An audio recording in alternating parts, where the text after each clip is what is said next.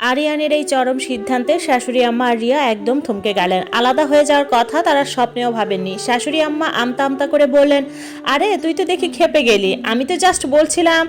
আরিয়ান আমাকে উদ্দেশ্য করে বলল, চলো আমাদের ঘরে চলো। আমি আরিয়ানের হাত ধরে সিঁড়ি দিয়ে ওঠার সময় একবার রিয়ার দিকে তাকালাম।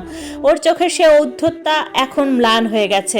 আরিয়ান আমার জন্য যে ঢাল হয়ে দাঁড়িয়েছে তা আমাকে এক নতুন জীবন দিল।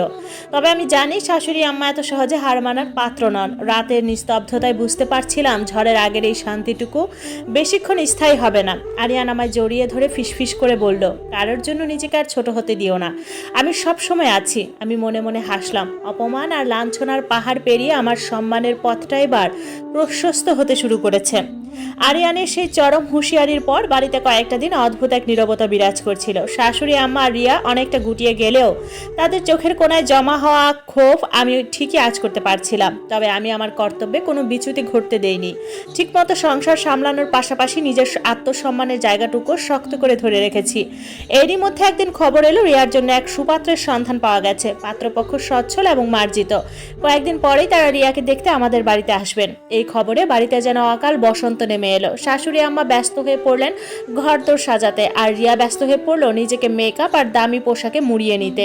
দেখতে দেখতে সেই দিনটি হাজির হলো। সকাল থেকে রান্নাঘরে আমার দম ফেলার ফুরসত নেই। শাশুড়ি আম্মা এবার আর আগের মতো চড়া গলায় হুকুম দিচ্ছিলেন না। হয়তো ভয় পাচ্ছিলেন যদি আমি বেঁকে বসি তবে এই গুরুত্বপূর্ণ দিনে বড় কোনো ঝামেলা হতে পারে। মেহমানরা আসলেন। ড্রয়িং রুমে হাসাহাসি আর খোশ গল্পের শব্দ ভেসে আসছে।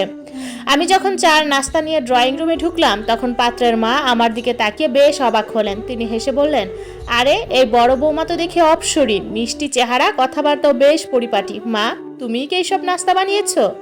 আমি বিনীতভাবে মাথা নিচু করে বললাম, জি খালাম্মা, তবে রিয়াও আমাকে সাহায্য করেছে।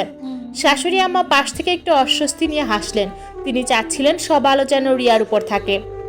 রিয়া খুব লাজুক ভঙ্গিতে বসেছিল, কিন্তু তার ভেতরে সেই উদ্যত স্বভাবটা মেহমানদের সামনে নিখুঁত অভিনয়ের আবরণে ঢাকা।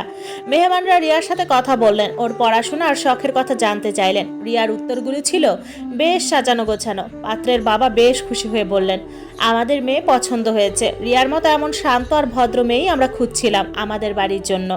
শান্ত আর ভদ্র শব্দ দুটো শুনে আমার বুকের ভেতরে এক চিলতে হাসি খেলে গেল।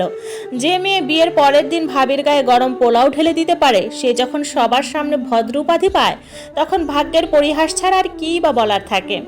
সবকিছু ঠিকঠাক থাকলো এবং সেই দিনই কথা পাকা হলো। মেহমানরা বিদায় নেওয়ার পর শাশুড়ি আম্মা খুশিতে আত্মহারা হয়ে রিয়াকে জড়িয়ে ধরলেন। রিয়া আমার দিকে তাকিয়ে এক ধরনের বিজয়ী হাসি দিল, যেন সে আমাকে বুঝিয়ে দিতে চায় তার জীবনের সুখের দিন শুরু হয়ে গেছে। রাতে যখন ঘরে ফিরলাম আরিয়ানকে বেশ চিন্তিত দেখাচ্ছিল। ও আমার হাত ধরে বলল, রিয়ার বিয়ে ঠিক হয়ে গেল, এটা ভালো খবর। কিন্তু আমি চাই না ও নিজের নতুন সংসারে গিয়েও এমন অসভ্যতা করুক। অন্যের সম্মান না দিলেও ও নিজেও কোনোদিন সুখী হতে পারবে না। আমি আরিয়ানকে শান্ত করার জন্য বললাম, সবাই ঠেকে শেখে আরিয়ান, হয়তো নতুন বাড়িতে গিয়ে ও নিজেকে বদলে ফেলবে। কিন্তু মনে মনে আমি জানতাম রিয়া যদি তার স্বভাব না বদলায় তবে এই সম্মান বেশি দিন টিকবে না। বিয়ের দিন ঘনিয়ে আসছে, আর এই বিয়ের আড়ালে কি কোনো নতুন ঝড় অপেক্ষা করছে আমাদের জন্য? সময় হয়তো তার উত্তর দেবে। তবে এটুকু নিশ্চিত, রিয়া বিদায় নিলে এই বাড়িতে আমার নিঃশ্বাস নেওয়াটা একটু হলেও সহজ হবে। তবে খারাপও লাগতেছে, এই কয়েকদিনে রিয়ার প্রতি ছোট বোনের মতো একটা মায়া কাজ করতেছে। দেখতে দেখতে রিয়ার বিয়ের দিন ঘনিয়ে এলো। ধুমধাম করে রিয়াকে এক ধনী ব্যবসায়ীর বাড়িতে বিয়ে দেওয়া হলো। যাওয়ার সময় রিয়া আমায় জড়িয়ে ধরে একটু কেঁদেছিল।